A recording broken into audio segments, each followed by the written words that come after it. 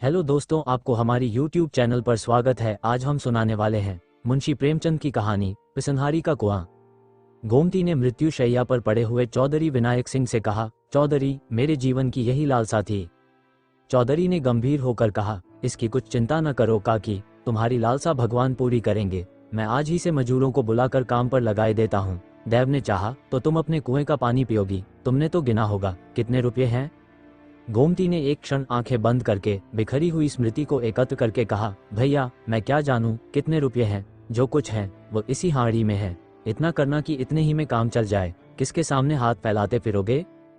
चौधरी ने बंद हाड़ी को उठाकर हाथों से तौलते हुए कहा, ऐसा तो करेंगे ही काकी। कौन देने वाला है? एक चुटकी भीख तो किसी के घर से निकलती नहीं। कुआं बनवाने को कौन देता है? धन्य हो तुम कि अपनी उम्र भर की कमाई इस धर्मकाज के लिए दे दी। गोमती ने गर्व से कहा, भैया, तुम तो तब बहुत छोटे थे। तुम्हारे काका मरे तो मेरे हाथ में एक कौड़ी भी न थी। दिन दिन भर भूखी पड़ी रहती।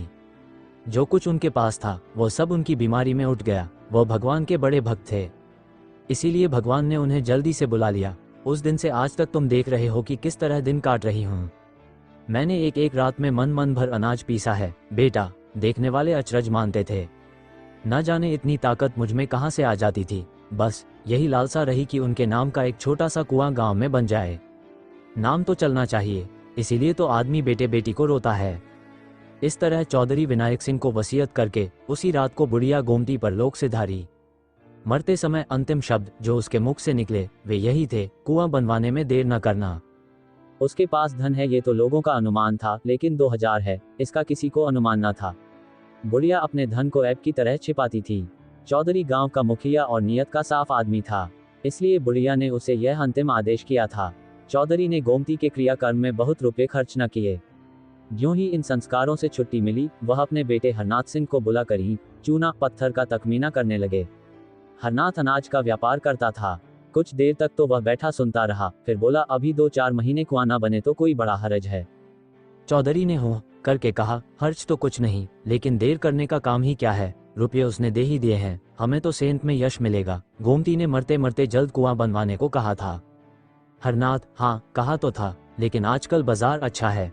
2-3 हजार का अनाज भर लिया जाए तो अगहन पूस तक सवाया हो जाएगा। मैं आपको कुछ सूद दे दूंगा। चौधरी का मन शंका और भय के दुविधों में पड़ गया। 2000 के कहीं 2500 हो गए तो क्या कहना। जगमोहन में कुछ बेल बूटे बनवा दूंगा, लेकिन भय था कि कहीं घाटा हो गया तो।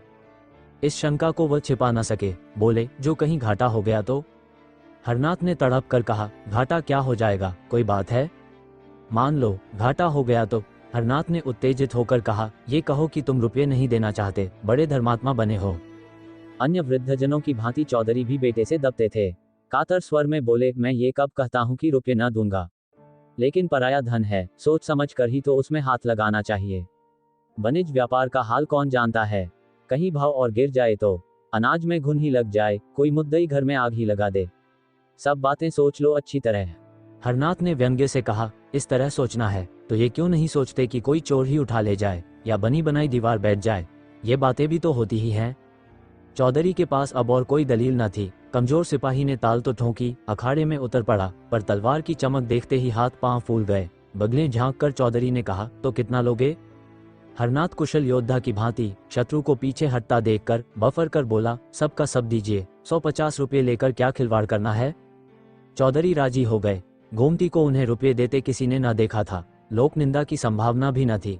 हरनाथ ने अनाज भरा, अनाजों के बोरों का ढेर लग गया। आराम की मीठी नींद सोने वाले चौधरी अब सारी रात बोरों की रखवाली करते थे। मजाल न थी कि कोई चूहिया बोरों में घुस जाए।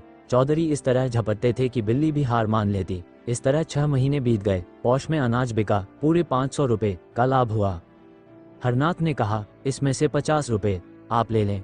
चौधरी ने झल्ला कर कहा, 50 रुपये? क्या खैरात ले लूं? किसी महाजन से इतने रुपये लिए होते तो कम से कम 1000 रुपये सूद के होते। मुझे तुम 2-4 रुपये कम दे दो और क्या करोगे? हरनाथ ने ज्यादा बदबड़ाव न किया, 150 रुपये चौधरी को दे दिया। चौधरी की आत्मा इतनी प्रसन्न कभी न हुई थी। रात को वह अपनी कोठरी में सोने गया तो उसे ऐसा प्रतीत हुआ कि बुढ़िया गोमती खड़ी मुस्करा रही है। चौधरी का कलेजा धक धक करने लगा। वह नींद में न था, कोई नशा न खाया था। गोमती सामने खड़ी मुस्करा रही थी। हाँ, उस मुरझाए हुए मुख पर एक विचित्र स्फूर्ति थी। कई साल बीत गए। चौधरी बराबर इसी फिक्र में रहते कि हरनाथ से रुपये निकाल लूं, लेकिन हरनाथ हमेशा ही हिले हवाले करता रहता था। वह साल में थोड़ा सा ब्याज दे देता, पर मूल के लिए 1000 बातें बनाता था। कभी लेने का रोना था, कभी चुकते का। हाँ, कारोबार बढ़ता जाता था। आखिर एक दिन चौधरी ने उससे साफ साफ कह दिया कि तुम्हारा काम चले या डूबे, मुझे परवाह नहीं, इस महीने में तुम्हें अवश्य रुपये चुकाने पड़ेंगे। हरनाथ ने बहुत उड़ंघाइयां बताईं, पर चौधरी अपने इरादे पर जमे रहे।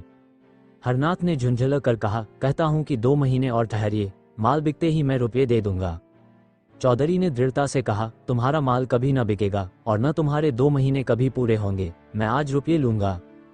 हरनाथ उसी वक्त क्रोध में भरा हुआ उठा और 2000 रुपये लाकर चौधरी के सामने जोर से पटक दिए। चौधरी ने कुछ झेप कर कहा, रुपये तो तुम्हारे पास थे और क्या बातों से रोजगार होता है, तो मुझे इस समय 500 रुपये दे दो, बाकी 2 महीने में देना, सब आज ही तो खर्च ना हो जाएंगे। हरनाथ ने ताव दिखाकर कहा, आप चाहे खर्च कीजिए चाहे जमा कीजिए, मुझे रुपयों का काम नहीं। दुनिया में क्या महाजन मर गए हैं जो आपकी धौंस सहूं। चौधरी ने रुपये उठाकर एक ताक पर रख दिए। कुएं की दागबेल डालने का सारा उत्साह ठंडा पड़ गया। हरनाथ ने रुपये लौटा तो दिए थे, पर मन में कुछ और मंसूबा बांध रखा था। आधी रात को जब घर में सन्नाटा छा गया तो हरनाथ चौधरी के कोठरी की चूल खिसकाकर अंदर घुसा। चौधरी बेखबर सोए थे। हरनाथ ने चाहा कि दोनों थैलियां उठाकर बाहर निकल आऊं, लेकिन ज्यों ही हाथ बढ़ाया उसे अपने सामने गोमती खड़ी दिखाई दी। वो दोनों थैलियों को दोनों हाथों से पकड़े हुए थी। हरनाथ भयभीत होकर पीछे हट गया। फिर यह सोचकर कि शायद मुझे धोखा हो रहा हो, उसने फिर हाथ बढ़ाया, पर अब की वो मूर्ति इतनी भयंकर हो गई कि हरनाथ एक क्षण भी वहां खड़ा न रह सका। भागा, पर बरामदे ही में अचेत होकर गिर पड़ा। हरनाथ ने चारों तरफ से अपने रुपये वसूल करके व्यापारियों को देने के लिए जमा कर रखे थे। चौधरी ने आंखें दिखाई तो वही रुपये लाकर पटक दिया। दिल में उसी वक्त सोच लिया था कि रात को रुपये उड़ा लाऊंगा, झूठ मूठ चोर का गुल मचा दूंगा तो मेरी ओर संदेह भी न होगा। पर जब ये पेशबंदी ठीक न उतरी तो उस पर व्यापारियों के तगादे होने लगे। वादों पर लोगों को कहां तक टालता, जितने बहाने हो सकते थे सब किए। आखिर वो नौबत आ गई कि लोग नालिश करने की धमकियां देने लगे। एक ने तो 300 रुपये की नालिश कर भी दी। बेचारे चौधरी बड़ी मुश्किल में फंसे। दुकान पर हरनाथ बैठता था। चौधरी का उससे कोई वास्ता न था, पर उसकी जो साख थी वह चौधरी के कारण लोग चौधरी को खरा और लेन देन का साफ आदमी समझते थे। अब भी यद्यपि कोई उनसे तकाजा न करता था, पर वह सबसे मुंह छिपाते फिरते थे। लेकिन उन्होंने यह निश्चय कर लिया था कि कुएं के रुपये न छूंगा चाहे कुछ आ पड़े। रात को एक व्यापारी के मुसलमान चपरासी ने चौधरी के द्वार पर आकर हजारों गालियां सुनाई। चौधरी को बार बार क्रोध आता था कि चलकर मूंछें उखाड़ लूं, पर मन को समझाया, हमसे मतलब ही क्या है, बेटे का कर्ज चुकाना बाप का धर्म नहीं है। जब भोजन करने गए तो पत्नी ने कहा, ये सब क्या उपद्रव मचा रखा है। चौधरी ने कठोर स्वर में कहा, मैंने मचा रखा है। और किसने मचा रखा है? बच्चा कसम खाते हैं कि मेरे पास केवल थोड़ा सा माल है, रुपये तो सब तुमने मांग लिए। चौधरी, मांग न लेता तो क्या करता, हलवाई की दुकान पर दादा का फातिहा पढ़ना मुझे पसंद नहीं। स्त्री, यह नाक कटाई अच्छी लगती है। चौधरी, तो मेरा क्या बस है भाई, कभी कुआं बनेगा कि नहीं, 5 साल हो गए। स्त्री, इस वक्त उसने कुछ नहीं खाया, 1 जून भी मुंह जूठा करके उठ गया था। चौधरी, तुमने समझाकर खिलाया नहीं, दाना पानी छोड़ देने से तो रुपये न मिलेंगे। स्त्री, तुम क्यों नहीं जाकर समझा देते। चौधरी, मुझे तो इस वक्त बैरी समझ रहा होगा। स्त्री, मैं रुपये ले जाकर बच्चा को दिए आती हूँ, हाथ में जब रुपये आ जाएं तो कुआं बनवा देना। चौधरी, नहीं नहीं, ऐसा गजब न करना, मैं इतना बड़ा विश्वासघात न करूंगा, चाहे घर मिट्टी ही में मिल जाए। लेकिन स्त्री ने इन बातों की ओर ध्यान न दिया। वह लपक कर भीतर गई और थैलियों पर हाथ डालना चाहती थी कि एक चीख मारकर हट गई। उसकी सारी देह सितार के तार की भांति कांपने लगी। चौधरी ने घबरा कर पूछा, क्या हुआ, क्या तुम्हें चक्कर तो नहीं आ गया। स्त्री ने ताक की ओर भयातुर नेत्रों से देखकर कहा, चुड़ैल वहां खड़ी है। चौधरी ने ताक की ओर देखकर कहा, कौन चुड़ैल, मुझे तो कोई नहीं दिखता। स्त्री, मेरा तो कलेजा धक धक कर रहा है, ऐसा मालूम हुआ जैसे उस बुढ़िया ने मेरा हाथ पकड़ लिया है। चौधरी, ये सब भ्रम है, बुढ़िया को मरे 5 साल हो गए, अब तक वो यहाँ बैठी है। स्त्री, मैंने साफ देखा, वही थी, बच्चा भी कहते थे कि उन्होंने रात को थैलियों पर हाथ रखे देखा था। चौधरी, वह रात को मेरी कोठरी में कब आया। स्त्री, तुमसे कुछ रुपयों के विषय ही में कहने आया था, उसे देखते ही भागा। चौधरी, अच्छा, फिर तो अंदर जाओ, मैं देख रहा हूँ। स्त्री ने कान पर हाथ रखकर कहा, न बाबा, अब मैं उस कमरे में कदम न रखूंगी। चौधरी, अच्छा, मैं जाकर देखता हूँ। चौधरी ने कोठरी में जाकर दोनों थैलियां ताक पर से उठा लीं। किसी प्रकार की शंका न हुई। गोमती की छाया का कहीं नाम भी न था। स्त्री द्वार पर खड़ी झांक रही थी। चौधरी ने आकर गर्व से कहा, मुझे तो कहीं कुछ न दिखाई दिया। वहां होती तो कहाँ चली जाती? स्त्री, क्या जाने तुम्हें क्यों नहीं दिखाई दी? तुमसे उसे स्नेह था, इसी से हट गई होगी। चौधरी, तुम्हें भ्रम था और कुछ नहीं। स्त्री, बच्चा को बुलाकर पुछाए देती हूँ। चौधरी, खड़ा तो हूँ, आकर देख क्यों नहीं लेती? स्त्री को कुछ आश्वासन हुआ। उसने ताक के पास जाकर डरते डरते हाथ बढ़ाया, जोर से चिल्लाकर भागी और आंगन में आकर दम लिया। चौधरी भी उसके साथ आंगन में आ गया और विस्मय से बोला, क्या था? क्या व्यर्थ में भागी चली आई? मुझे तो कुछ न दिखाई दिया। स्त्री ने हाँफते हुए तिरस्कारपूर्ण स्वर में कहा, चलो हटो, अब तक तो तुमने मेरी जान ही ले ली थी। न जाने तुम्हारी आंखों को क्या हो गया है। खड़ी तो है वो डायन। इतने में हरनाथ भी वहां आ गया। माता को आंगन में खड़े देखकर बोला, क्या है अम्मा, कैसा जी है? स्त्री, वो चुड़ैल आज 2 बार दिखाई दी। बेटा, मैंने कहा लाओ, तुम्हें रुपये दे दूं, फिर जब हाथ में जा जाएंगे तो कुआं बनवा दिया जाएगा। लेकिन ज्यों ही थैलियों पर हाथ रखा, उस चुड़ैल ने मेरा हाथ पकड़ लिया, प्राण से निकल गए। हरनाथ ने कहा, किसी अच्छे ओझा को बुलाना चाहिए जो इसे मार भगाए। चौधरी, क्या रात को तुम्हें भी दिखाई दी थी? हरनाथ, हाँ, मैं तुम्हारे पास एक मामले में सलाह करने आया था। ज्यों ही अंदर कदम रखा, वह चुड़ैल ताक के पास खड़ी दिखाई दी। मैं बदहवास होकर भागा। चौधरी, अच्छा, फिर तो जाओ। स्त्री, कौन? अब तो मैं न जाने दूं, चाहे कोई लाख रुपये ही क्यों न दे। हरनाथ, मैं आप न जाऊंगा। चौधरी, मगर मुझे कुछ दिखाई नहीं देता, ये बात क्या है? हरनाथ, क्या जाने, आपसे डरती होगी। आज किसी ओझा को बुलाना चाहिए। चौधरी, कुछ समझ में नहीं आता, क्या माजरा है? क्या हुआ बैजू पांडे की डिग्री का? हरनाथ इन दिनों चौधरी से इतना जलता था कि अपनी दुकान के विषय की कोई बात उनसे न कहता था। आंगन की तरफ ताकता हुआ मानो हवा से बोला, जो होना होगा वह होगा। मेरी जान के सिवा और कोई क्या ले लेगा? जो खा गया हूँ वो तो उगल नहीं सकता। चौधरी, कहीं उसने डिग्री जारी कर दी तो? हरनाथ, तो क्या? दुकान में 400-500 का माल है, वह नीलाम हो जाएगा। चौधरी, कारोबार तो सब चौपट हो जाएगा। हरनाथ, अब कारोबार के नाम को कहाँ तक रोऊं? अगर पहले से मालूम होता कि कुआं बनवाने की इतनी जल्दी है तो ये काम छेड़ता ही क्यों? रोटी दाल तो पहले भी मिल जाती थी, बहुत होगा तो 4 महीने हवालात में रहना पड़ेगा, इसके सिवा और क्या हो सकता है? माता ने कहा, जो तुम्हें हवालात में ले जाए उसका मुंह झुलस दूं, हमारे जीते जी तुम हवालात में जाओगे। हरनाथ ने दार्शनिक बनकर कहा, माँ बाप जन्म के साथी होते हैं, किसी के कर्म के साथी नहीं होते। चौधरी को पुत्र से प्रगाढ़ प्रेम था।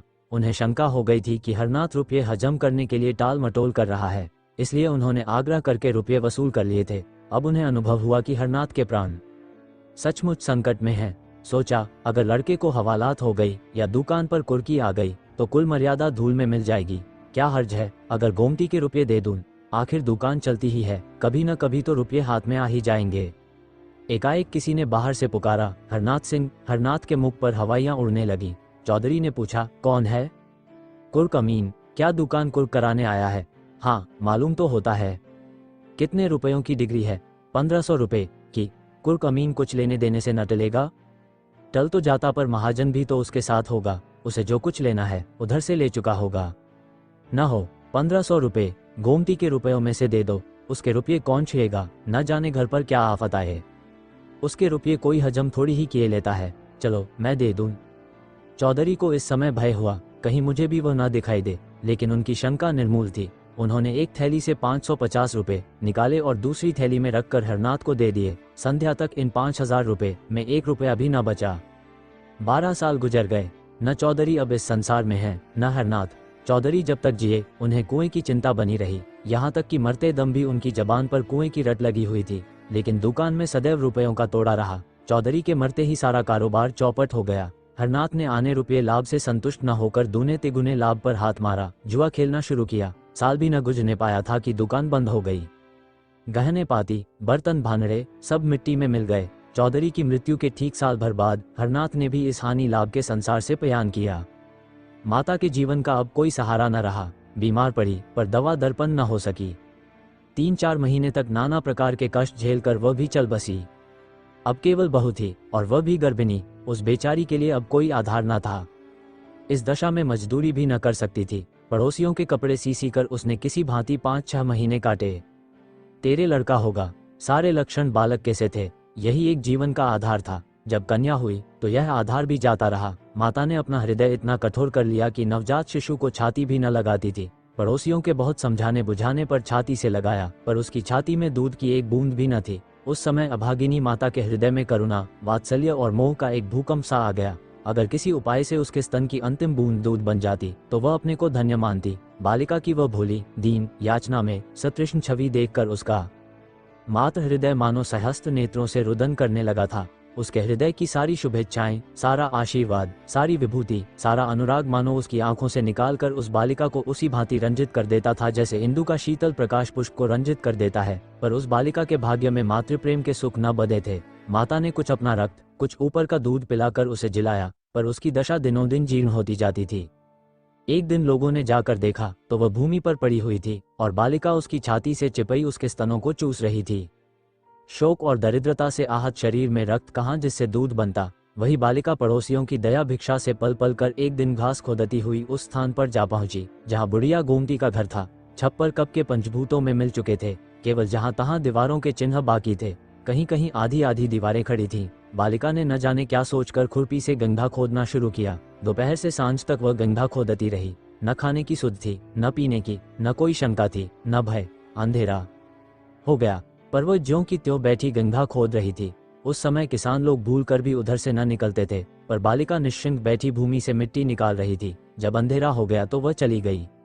दूसरे दिन वह बड़े सवेरे उठी और इतनी घास खोदी जितनी वह कभी दिन भर में न खोदती थी।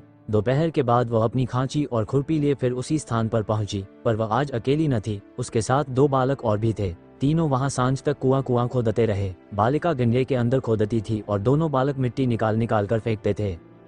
तीसरे दिन 2 लड़के और भी उस खेल में मिल गए। शाम तक खेल होता रहा।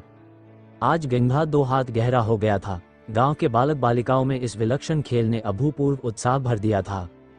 चौथे दिन और भी कई बालक आ मिले।